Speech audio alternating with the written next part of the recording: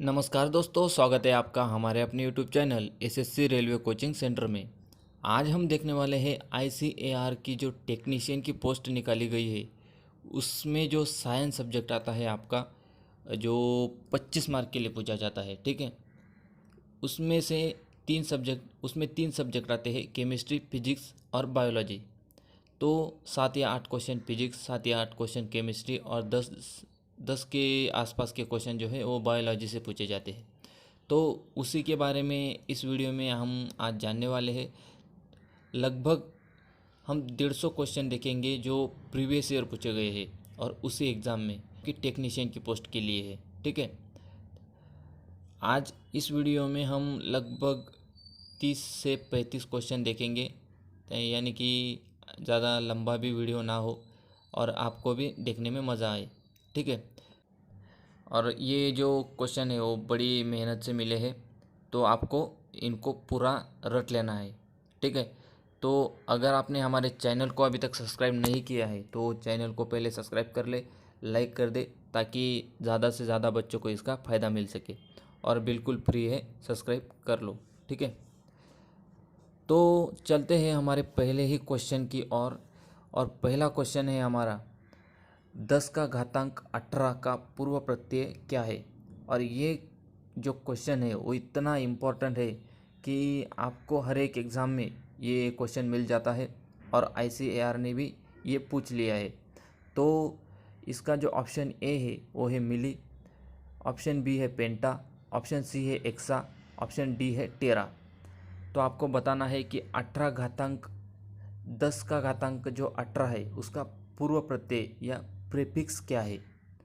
तो आपको ये फिजिक्स का क्वेश्चन है, तो इसका जो आंसर हो जाएगा वो है ऑप्शन नंबर सी, एक्सा। तो मैंने ये पूरी लिस्ट आपके लिए यहाँ पर दी है, तो आप यहाँ पर देख सकते हो।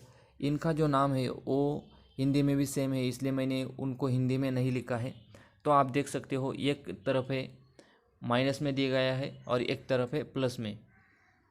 आप देख सकते हैं यहाँ पर 10 का जो घातांक है वो 1 है, उसको कहते हैं डेका। 2 है हेक्टो, 3 किलो, 6 है मेगा, 9 है गीगा, 12 है टेरा, 15 है पेंटा और 18 है एक्सा।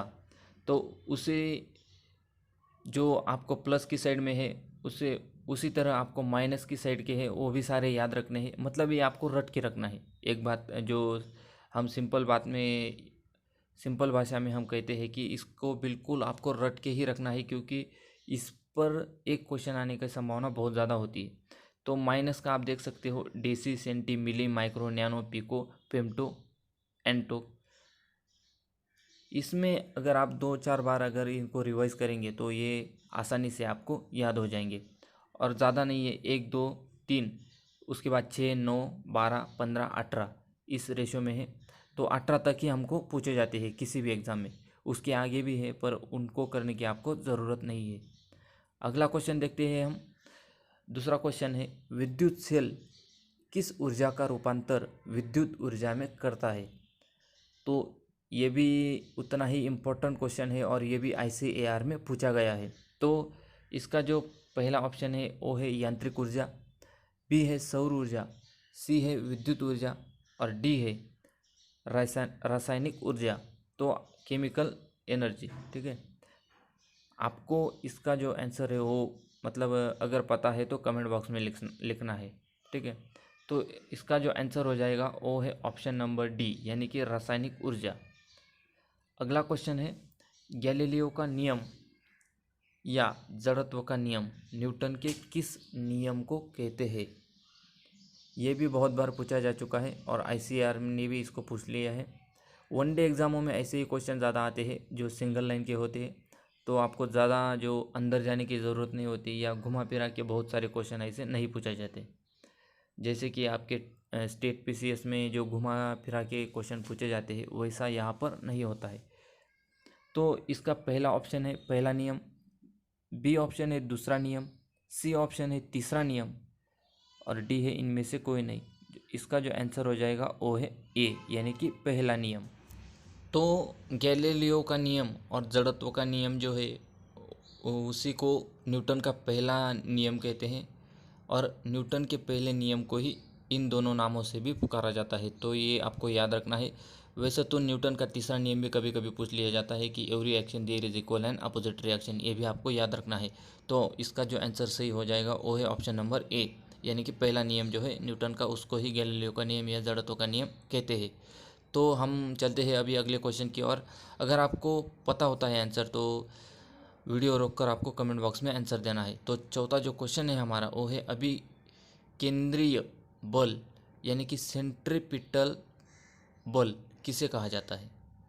तो ऑप्शन ए है वृत्त के सॉरी अभिकेंद्रीय बल कहाँ पर कार्यरत रहता है, ये आपको बताना है। ऑप्शन ए है वृत्त के एक छोर पर, बी है वृत्त के केंद्र की ओर, सी है ए एंड बी दोनों में, और डी है इनमें से कोई नहीं।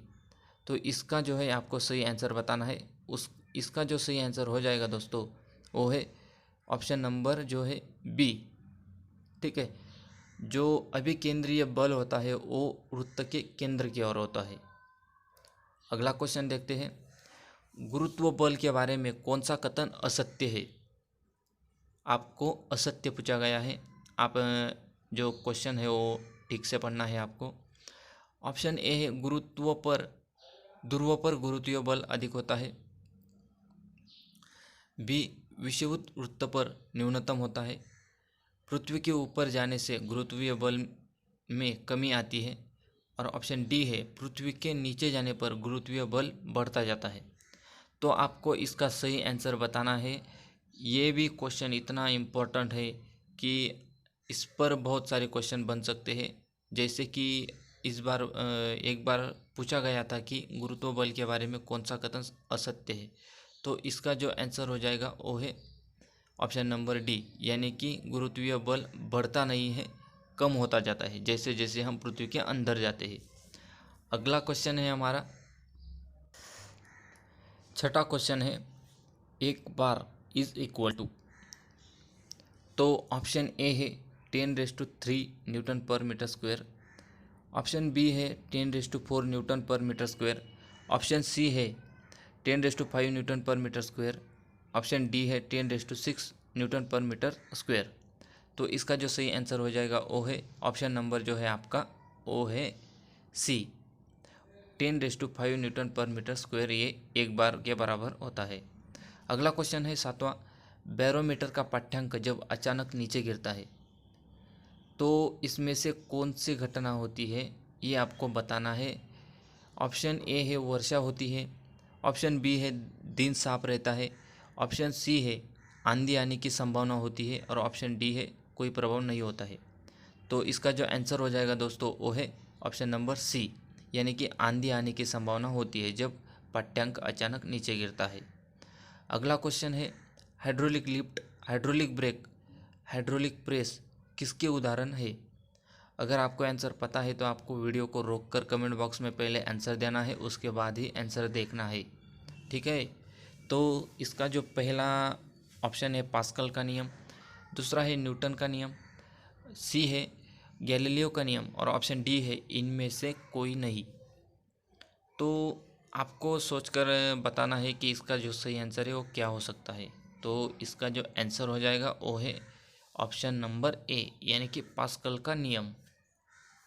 अगला क्वेश्चन है हमारा नौवां, एक ही पदार्थ के अणुओं के बीच लगने वाले बल को निम्न में से क्या कहते हैं।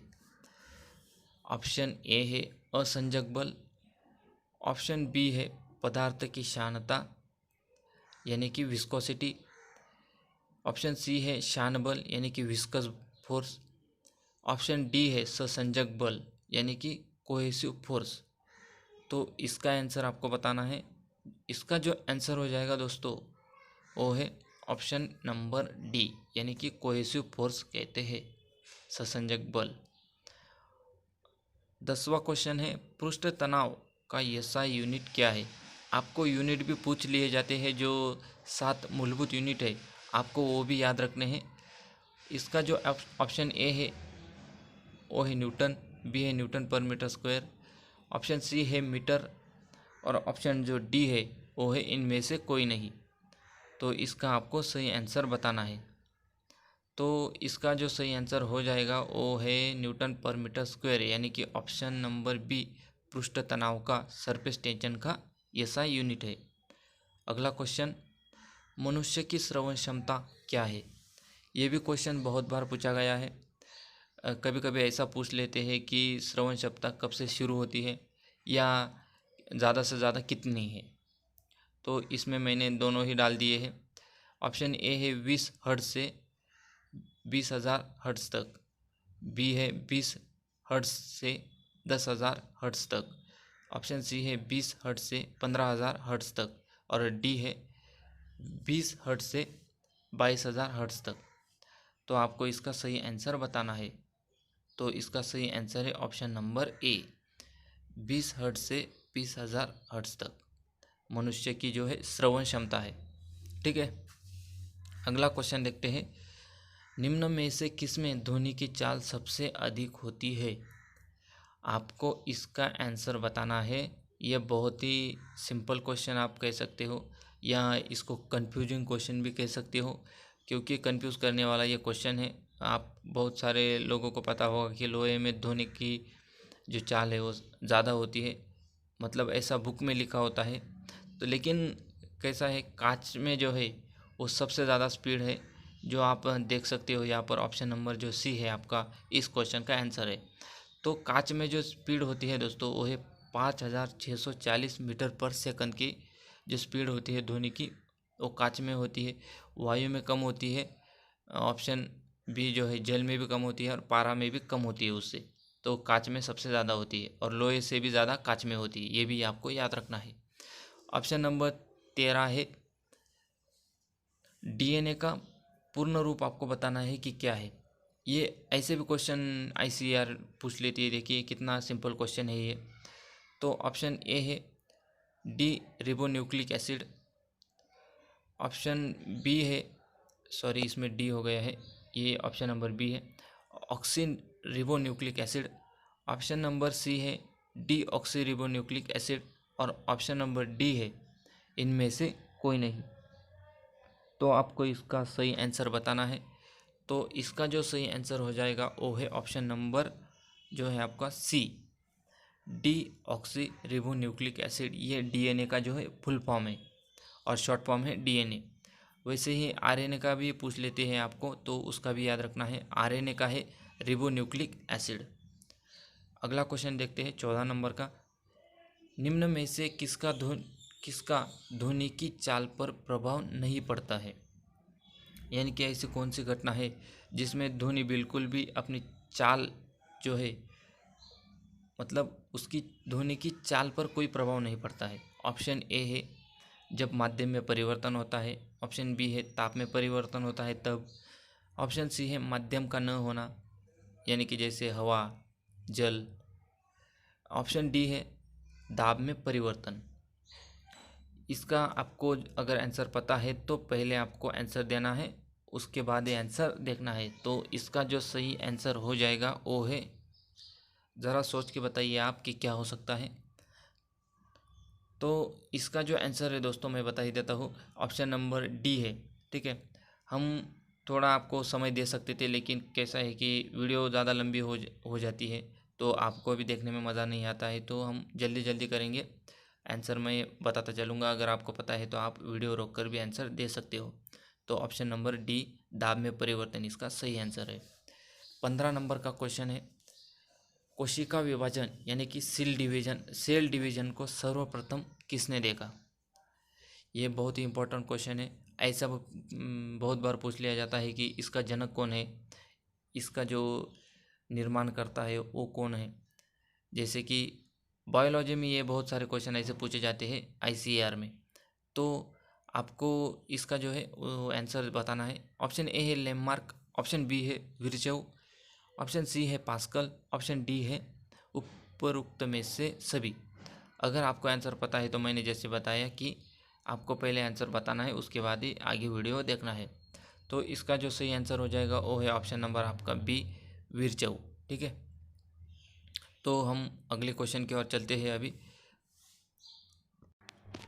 16वां क्वेश्चन है हमारा, शैवालों के अध्ययन को क्या कहा जाता है?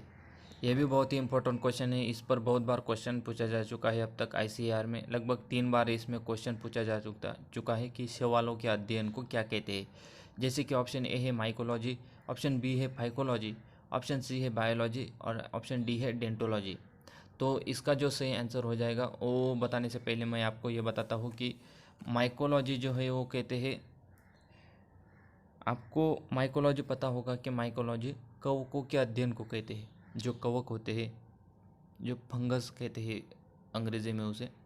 और ऑप्शन सी जो है आपको बायोलॉजी तो पता है, वो तो एक सब्जेक्ट है, वो तो इसका आंसर नहीं हो सकता। और ऑप्शन डी है डेंटोलॉजी, यानी कि आप ये कह सकते हो कि डेंटोलॉजी वृक्ष व झाड़ियों का अध्ययन भी होता है। तो ऑप्शन बी इसका जो है वो सही आंसर हो जाएगा। ठीक है, तो फाइकोलॉजी इसका सही आंसर है, ऑप्शन नंबर बी। 17वां क्वेश्चन है आपका, जीव विज्ञान के जनक किसको कहा जाता है? आपको इसका भी आंसर पता होना चाहिए। ऑप्शन ए है लिनियस को, ऑप्शन बी है लैमार्क को, ऑप्शन सी है विटाकर को और ऑप्शन डी है अरस्तु को।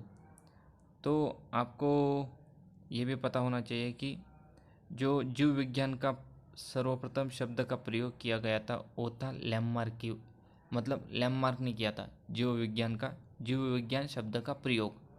और अगर हम बात करते हैं कि जीव विज्ञान के जनक किसको कहा जाता है, तो जो आपका जो आंसर हो जाएगा वो हो जाएगा ऑप्शन नंबर जो है डी।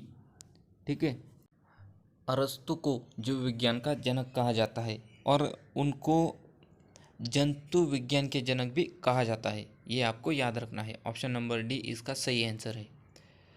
क्वेश्चन नंबर 18 है आपका, सिस्टीमा नेचुरा पुस्तक किस वैज्ञानिक की है? इस पुस्तक जो बुक है इस पर भी बहुत सारे क्वेश्चन आ चुके हैं अब तक, शायद अब की बार भी क्वेश्चन इस पर आ सकता है। इसका जो ऑप्शन ए है वो है अरस्तु, ऑप्शन बी है कार्ल लिनियस, ऑप्शन सी है सी जो ए एंड बी दोनों, ऑप्शन डी है उपरोक्त में से कोई नहीं।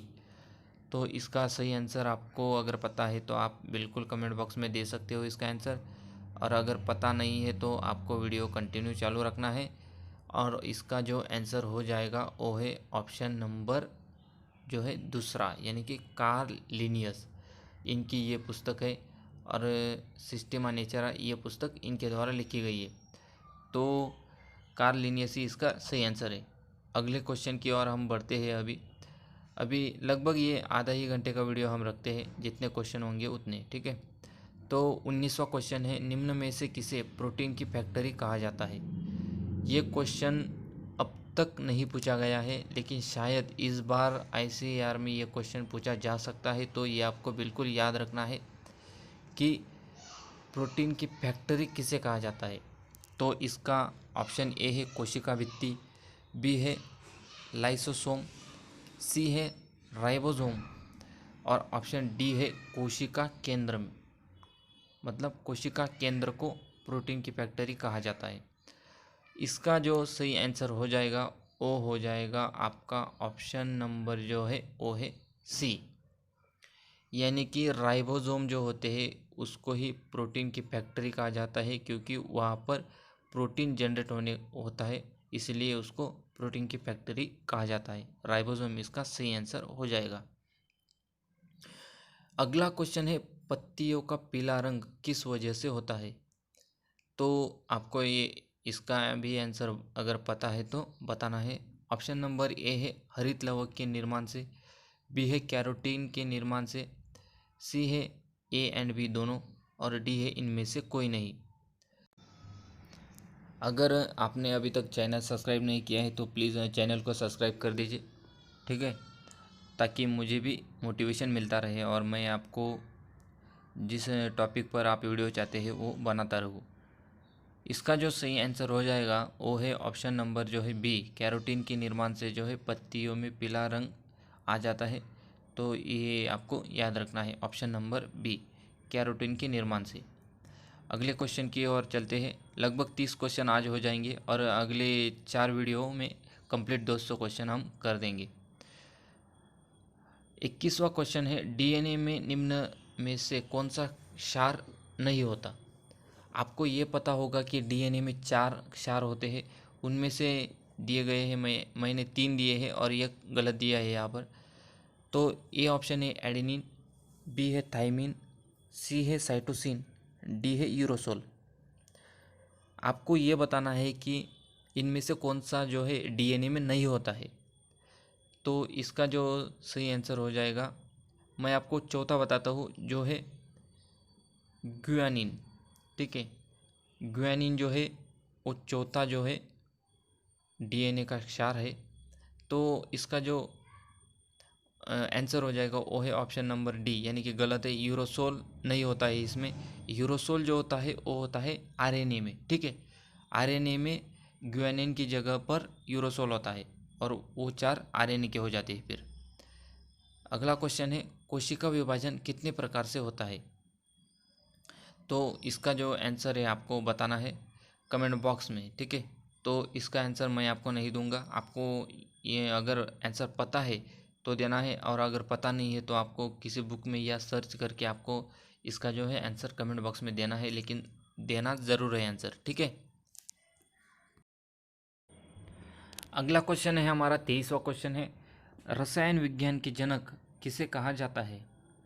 ऑप्शन नंबर ए है लेवाइसियर, ऑप्शन नंबर बी है रदरफोर्ड, ऑप्शन नंबर सी है hence gear, option number D है मार्सडेन। इसका भी आपको आंसर बताना है। ठीक है, तो 2 क्वेश्चन मैंने आपको दिए हैं कि जो आंसर आपको कमेंट बॉक्स में देना है, एक पिछला वाला और एक ये क्वेश्चन, 22वां और 23वां क्वेश्चन। ठीक है, और अगर आपको इसकी पीडीएफ चाहिए इन क्वेश्चनों की तो आप मुझे कमेंट बॉक्स में बताइए। अगर 100 बच्चे लगभग मांगते हैं पीडीएफ, तो मैं इसकी पीडीएफ बनाकर भी आपको दे दूंगा। ठीक है, लगभग उसमें 150 क्वेश्चन आएंगे। ठीक है, तो अगर 100 से ज़्यादा बच्चों को चाहिए पीडीएफ तो आप कमेंट बॉक्स में बता सकते हो, और वो बिल्कुल फ्री रहेगी। ऐसा नहीं है कि मैं उनका कोई चार्ज ले रहा हूँ, तो फ्री में आपको पीडीएफ मिल जाएगी। तो इसका जो आंसर है वो मैं बता देता हूँ, ऑप्शन नंबर ए इसका सही आंसर है। तो चलते हैं अगले क्वेश्चन की और 24वां क्वेश्चन है हमारा, इलेक्ट्रॉन की खोज किसने की थी। ऑप्शन ए है चैडविक, बी है गोल्डस्टीन, सी है जे थॉमसन और डी है एंडरसन। मैं आपको इलेक्ट्रॉन, प्रोटॉन और न्यूट्रॉन की एक आसान सी ट्रिक बताता हूँ कि इनकी खोज किसने की थी। तो इलेक्ट्रॉन, प्रोटॉन और न्यूट्रॉन, ठीक है, ईट पर नाच, जो ईट पर नाच है तो मैं उसका बताता हूँ आपको। ईट का तो मैं बाद में बताऊँगा। पर का जो हो जाएगा, प से प्रोटॉन और र से रैदरफोर्ड, यानी कि प्रोटॉन की खोज रैदरफोर्ड ने लगाई थी, उसका हो जाएगा पर। और नाच का हो जाता है न्यूट्रॉन से चैडविक, यानी कि न से न्यूट्रॉन और स से चैडविक, नाच।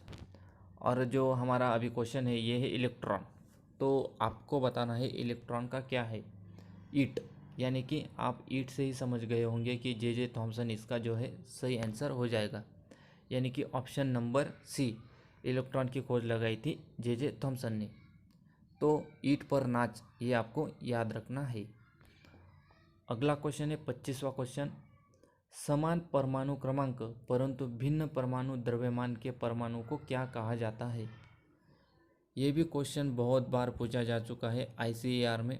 मतलब ये नहीं, ऐसा ही जैसे कि आपको ये पूछ लेंगे कि यानी कि समान परमाणु द्रव्यमान लेकिन भिन्न परमाणु क्रमांक, ऐसा उल्टा पूछ लेते हैं कभी कभी। तो आपको बिल्कुल याद रखना है, ये आसान है लेकिन एग्ज़ाम में जब आप जाते हो तो वहाँ पर कन्फ्यूजन हो जाता है। तो आपको बिल्कुल 2-4 बार रट कर रखना है, यानी कि बिल्कुल भी एग्ज़ाम में जाके आपको कन्फ्यूजन ना हो। तो इसका जो पहला ऑप्शन है समभारिक, यानी कि आइसोबार, बी है सम न्यूट्रॉन, सी है पॉजिट्रॉन और डी है समस्थानिक, यानी कि आइसोटोप। तो इसका जो सही आंसर हो जाएगा वो है ऑप्शन नंबर डी, यानी कि आइसोटोप इसका सही आंसर है। तो चलते हैं अगले क्वेश्चन की और हम 26वां क्वेश्चन है हमारा अभी, अशुद्धियों की उपस्थिति में हिमांक और द्रवणांक दोनों क्या हो जाते हैं, ये आपको बताना है। ऑप्शन ए है समान रहते हैं, ऑप्शन बी है बढ़ जाते हैं, ऑप्शन सी है इनमें से कोई नहीं, और ऑप्शन डी है कम हो जाता है। तो आपको इसका आंसर बताना है अगर पता हो तो। अशुद्धियों की उपस्थिति में हिमांक और द्रवणांक दोनों क्या हो जाते हैं? तो ऑप्शन नंबर जो है डी आपका सही आंसर हो जाएगा, यानी कि कम हो जाता है। जो हिमांक और द्रवणांक है अशुद्धियों की उपस्थिति में तो कम हो जाता है, ये आपको याद रखना है। अगला क्वेश्चन देखते हैं हम। अगला क्वेश्चन है 27वां। हाइड्रोजन गैस की विसरण की गति ऑक्सीजन से कितना गुना अधिक है? जो हाइड्रोजन गैस होता है उसकी विसरण की गति, डिफ्यूजन की गति ऑक्सीजन से कितना गुना अधिक है, ये आपको बताना है। ऑप्शन नंबर ए है 2, ऑप्शन नंबर बी है 4, ऑप्शन नंबर सी है 6, ऑप्शन नंबर डी है 8। तो इसका सही आंसर आपको बताना है। इसका जो सही आंसर हो जाएगा वो है ऑप्शन नंबर बी, यानी कि 4 गुना अधिक होती है ऑक्सीजन से। ऑक्सीजन से 4 गुना अधिक हाइड्रोजन की होती है, ये आपको याद रखना है। अगला क्वेश्चन देखते हैं हम अभी। 28वां क्वेश्चन है और 2 क्वेश्चन करते हैं, यानी कि 30 क्वेश्चन तक हम वीडियो रखते हैं, यानी कि अगले 5 वीडियो में आपका कंप्लीट हो जाएगा। अगर और 4 वीडियो लाता हूँ तो मैं ये आपके 150 क्वेश्चन जो है प्रीवियस ईयर के वो कंप्लीट हो जाएंगे। ऑप्शन नंबर बी इसका सही आंसर है। 28वां देखते हैं हम। अंगूर में कौन सा अम्ल होता है, ये आपको बताना है। ऑप्शन नंबर ए है सिट्रिक अम्ल, ऑप्शन नंबर बी है लैक्टिक अम्ल, ऑप्शन नंबर सी है टार्टरिक अम्ल, और ऑप्शन नंबर डी है मेथेनोइक अम्ल। इसका सही आंसर अगर पता है तो आप बता सकते हो। तो इसका जो आंसर हो जाएगा वो है ऑप्शन नंबर सी, जो है टार्टरिक अम्ल होता है अंगूर में। ठीक है, तो चलते हैं हम अभी अगले क्वेश्चन की ओर। 29वां क्वेश्चन। एक बात मैं बताना चाहता हूँ, अगर आपने अभी तक भी चैनल सब्सक्राइब नहीं किया है तो आप चैनल सब्सक्राइब करके रखिए, क्योंकि अगर मैं अगला वीडियो डालूँगा तो शायद अगर मेरा मन बदल गया तो मैं सिर्फ सब्सक्राइब जो किया है उन्हीं लोगों के लिए डालूँगा, क्योंकि जो बच्चे देखकर चले जाते हैं लेकिन सब्सक्राइब नहीं करते हैं, तो देखिए यार ऐसा भी मुझे डीमोटिवेशन हो जाता है कि यार वीडियो बनाऊँ या ना बनाऊँ। ठीक है, तो सब्सक्राइब करके रखना है, तो इसमें आपका कोई नुकसान नहीं है। ठीक है, अगला क्वेश्चन देखते हैं। अभी लास्ट का क्वेश्चन है शायद ये 30वां क्वेश्चन है। रक्त का पीएच कितना होता है, जो आपका ब्लड होता है तो उसका जो पीएच है, आपको पीएच में बहुत सारे पूछे जाते हैं। आपको जो है जो रोज़मर्रा की ज़िंदगी में जो पीएच होते हैं, जैसे कि समुद्र का जल, नींबू जो होता है आपका नींबू, उसका, संतरे का, अनार का, ऐसे पूछे जाते हैं। तो इसका ऑप्शन हो जाएगा ऑप्शन नंबर ए, यानी कि 7.4 जो है पीएच होता है रक्त का। तो जैसा कि मैंने बताया आपको चैनल सब्सक्राइब करके रखना है, और अगर पीडीएफ चाहिए तो आप कमेंट बॉक्स में ज़रूर मुझे बताना है कि पीडीएफ चाहिए आपको, तो मैं आपको पूरे 150 क्वेश्चन की जो पीडीएफ है वो मैं आपको दे दूंगा। तो उसमें से शायद 5-6 क्वेश्चन जो ऐसे होते हैं जो पिछली बार पूछे जाते हैं, तो वो बार बार रिपीट होते रहते। अगर आप वो 150 क्वेश्चन भी रट के रखते हो तो आपको 5 या 6 क्वेश्चन जो है वो आसानी से आ जाएंगे। वीडियो को लाइक करना है और सब्सक्राइब करना है। ठीक है, धन्यवाद।